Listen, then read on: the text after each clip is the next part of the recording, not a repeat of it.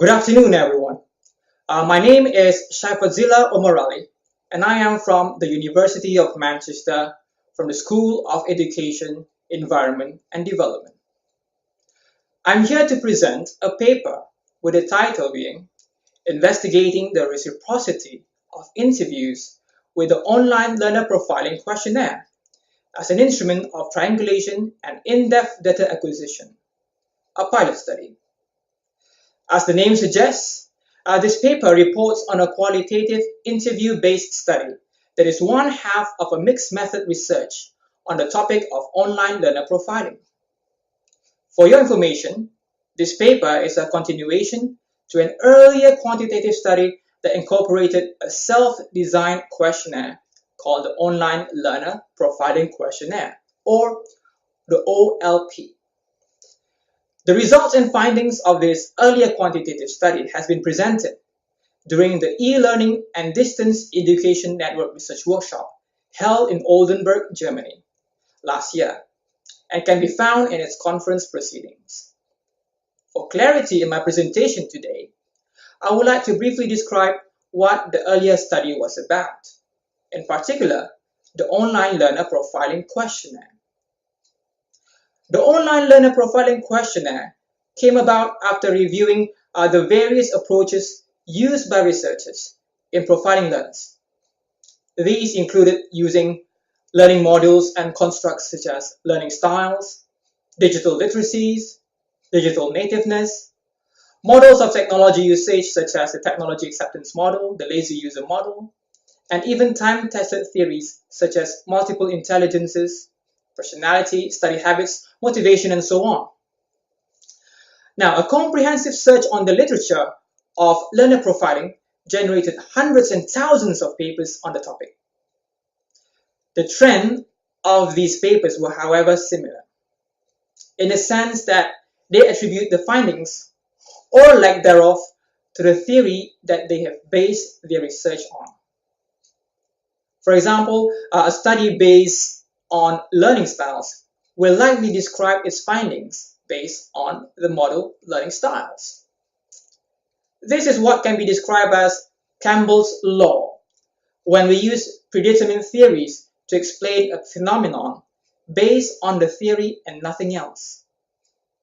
Now, my belief is that this is too narrow of an approach to profile learners using just one dimension.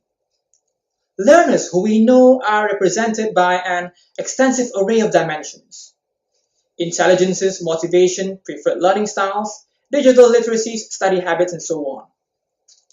The list is seemingly lengthy, but these are who our learners are. We simply cannot predetermine our observations of how they learn based on an isolated standalone theory. Learners are heterogeneous. They are multifaceted, multidimensional. In addition, the use of predetermined taxonomies implies that their profiles do not change. Again, we can sense that we know that learners are dynamic. They may be introvert today and extrovert the next day. So maybe those who learn visually today are kinesthetic learners the next. Can we really be certain that learners' preferences and dispositions do not change over time? So the Online Learner Profiling Questionnaire is intended to improve on these commonly accepted research practice. The OLP is a questionnaire that has no predetermined theories. It is guided by a liberal theoretical framework based on Pierre Bourdieu's theory of practice and his key constructs of capitals and dispositions. All the previously mentioned learning models can be represented in Bourdieu's theory. For example, introversion is a learner's dispositions towards perhaps social participation. Visual, auditory, or kinesthetic preferences are a learner's dispositions towards sensory stimulus. All the elements represented by the preceding learning models in isolation can be represented as dispositions based on Bourdieu's theory. Now, using his theory as a framework, the OLP has an all-encompassing, non-deterministic coverage of learners' preferences. If you want to know more about how Bourdieu's theory is relevant to this research, I have also presented on this topic in a previous conference virtually, and the presentation itself can be found on YouTube. Now, coming back to the OLP questionnaire, another feature of the OLP is that it acknowledges learners' dynamicity and that learners can change profiles over time.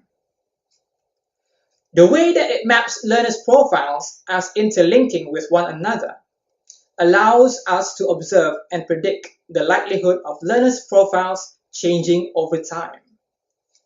This can be due to changes in preferences, external influences, changes in their social capital, cultural capital, economic capital, and so on. So, what the previous OLP questionnaire found was that of the many dispositions that make the learners, 8 sets of dispositions established through factor analysis were found to be statistically significant to be regarded as reliable indicators when profiling learners. The idea is that everyone exhibits these 8 factors. You, me, every single one of us exhibit these 8 factors. Now, from the combination of these 8 sets of dispositions, it was possible to establish how many types of learner profiles exist in any given student population. Based on my target population, though, I have identified 7 main types of learners. And adapting from Bourdieu's theory, these types are called habitus. These 7 habitus types have dispositions and preferences that make them distinct from one another. However, in order to confirm these findings, the empirical data must then be cross-checked against the participants themselves to establish if the learners are indeed representative of one of these 7 habitus types. This is where this study that I'm presenting today comes in, which is to confirm that there are indeed 7 different types of learners, 7 different habitus. This interview study utilizes the use of individual interviews to gather qualitative data that will either confirm or challenge the findings found in the previous study through the use of coding to inductively, deductively, and abductively analyze the interview data. Drawing from Saldana's coding cycle guideline, coding for this study was performed with a first cycle stage whereby analysis was self-descriptive and oftentimes verbatim. This was followed by a second cycle whereby the analysis becomes more interpretive. First cycle coding involved the use of initial coding, which also encompasses in vivo coding and process coding. And these first cycle coding strategies process the expansive interview dataset into discrete and discernible codes that in turn became the data for the second cycle coding. Now, the second cycle involved focus coding to create categories that are deemed significant, followed by actual coding in which dominant and relevant codes and categories were identified. The discussions on this 2-cycle coding approach can be read in the paper itself. In this presentation, however, I would like to dedicate more on the design and findings of this pilot study. The design of the interviews followed a hybrid approach whereby questions comprised of semi-structured, structured, and informal items. These were conducted in phases within one interview session. The interview schedule had a maximum of 16 questions to be inquired within a 45-minute session. For this pilot study, 2 participants from different profile types were interviewed. These interviewees, given the pseudonyms Alex and Cameroon, shared a range of opinions that were either conforming or conflicting with the profiles as identified in the previous OLP questionnaire study. Therefore, The ultimate process of what is from inception a sequential transformative mixed method design is the transformation of data itself from both the quantitative and qualitative instruments through a collective method of triangulation, post-coding, theoretical sensitivity, and abductive reasoning, culminating into a holistic description of Alex and Cameron as representations of their types. Now, I would like to reiterate the findings presented in the paper of how Alex and Cameron has been profiled. For Alex, according to her OLP profile, she has dispositions towards studying habits that are familiar to her. However, during her interview, when inquired about her study habits, she did not agree that she has dispositions towards specific study habits. In turn, when given the specific opportunity for her to reflect on this revelation, she reconsidered that her habits may have become intuitive. The interview revealed that she indeed has a study preference for being organized and having an organized study process, herself having an organized personality. She identified a preference for reading materials, learning in the library, and exhibited skills related to information literacy, multitasking, and problem solving to adapt to her challenging studies. And for Cameron, according to Cameron's OLP profile, he is ambivalent towards having an easy and quick access to information. However, during his interview, he stated that having information at the end of one's fingertip is important to him. Cameron expanded his opinions on the importance of learning with and without the internet based on the ease of obtaining information. Now, it shows that the two-cycle coding process generated themes that are not only categorizable, but also transposable on Bourdieu's theory of capital and disposition types. As noted in the paper, the ultimate objective of this mixed method design is in adding rich description onto the 8 factors identified in the OLP questionnaire.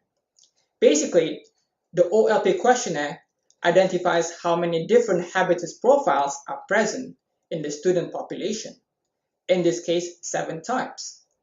This interview study, which is referred to as the OLPI, provides rich description that are used to establish the differences between habitus types, and also the similarities between members of the same habitus types.